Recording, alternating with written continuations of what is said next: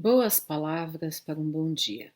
Essa semana nós celebramos o Dia de Finados, ou seja, nós lembramos dos nossos mortos, dos que estão vivos em outra dimensão, nós homenageamos os nossos ancestrais, nós pensamos nos espíritos, nós pedimos por aqueles que foram e de quem temos saudades. E essa semana foi publicada no Facebook por uma pessoa muito querida, com quem eu desenvolvi vários trabalhos sobre tanatologia, cursos, livros, o Franklin Santana Santos, médico, geriatra, paliativista, tanatólogo, e que agora está morando na sua terra natal, na Bahia, e morou durante muitos anos aqui em São Paulo. Ele publicou esse texto que eu quero compartilhar com vocês, que eu achei muito bonito e muito interessante para as nossas reflexões, né? Porque é muito importante nós tirarmos as lições que a morte nos oferece. Porque a morte é um chamado a pensar na vida. Quando nós pensamos da morte, nós estamos pensando e vivendo melhor a vida, né? Porque conseguimos viver com maior autenticidade, com maior intensidade, com maior plenitude. O desnudamento provocado por Thanatos. Vocês sabem que Thanatos era o deus grego responsável, né, pela morte.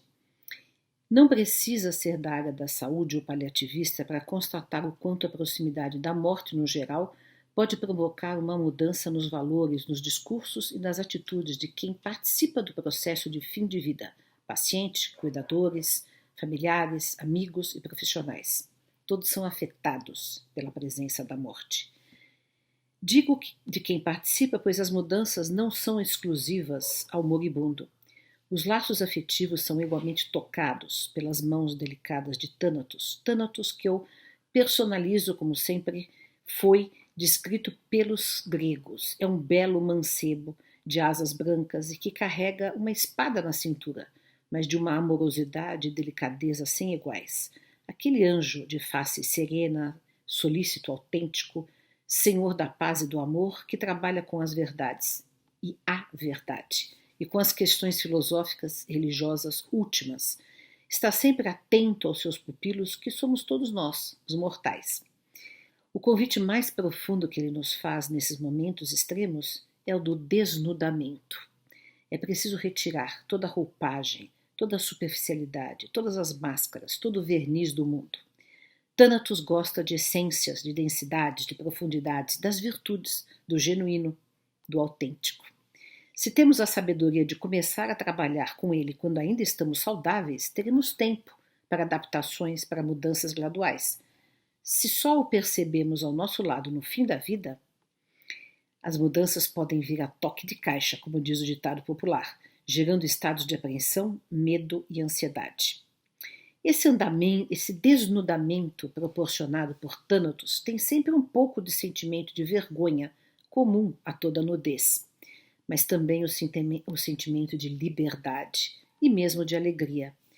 Mostrar-se qual se é, convenhamos, é para aqueles que assim se esforçam, trabalharam e puderam vivenciar ao longo da vida, e esses são raros.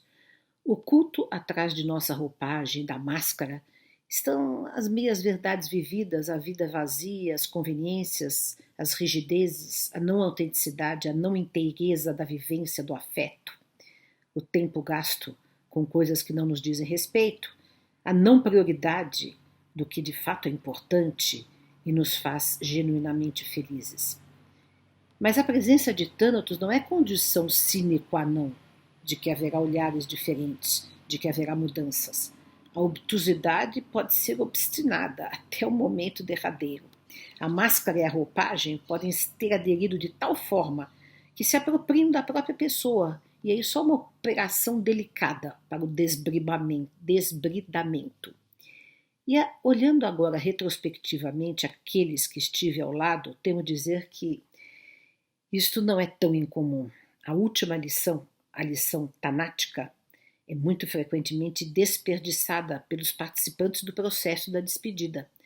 Mas ainda assim a esperança, afinal a esperança é a última a morrer. A esperança rasga o véu da matéria que impedia a visão da verdade. E esse sol póstumo, a imortalidade do ser, apresentado por Thanatos ao que já foi, há de clarear e desnudar definitivamente tudo e todos. Belíssimo texto e profundo para nós meditarmos nessa semana de Thanatos. E eu, inspirada nesse texto, fiz também uma poesia, né, no dia de hoje, que eu quero compartilhar com vocês. Thanatos é masculino, mas a morte é um substantivo feminino em português, né? E eu me lembro de Francisco de Assis, que chamava a morte de irmã.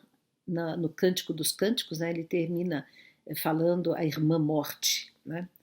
A irmã morte corporal. Então, aqui nesse poema eu a chamo de irmã. Irmã morte, vem e arranca as ilusões e a vaidade, sem delongas nos destranca as portas da eternidade. Nossas máscaras caídas, nossa alma desnudada, as esperanças vividas dispersam-se pela estrada. Desapego ao que se passa, pede-nos ela serena, e a saudade nos abraça, olhando a vida terrena. Saudades ficam esparsas, e vamos livres e a sós.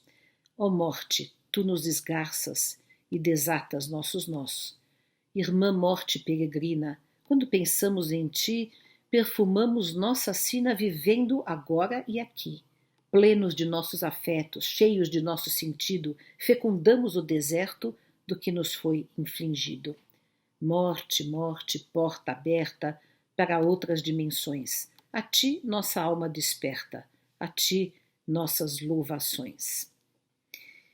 Essas foram as nossas reflexões, pensando que nós temos que pensar, sempre falar, conversar sobre a morte, porque ela faz parte da vida, né?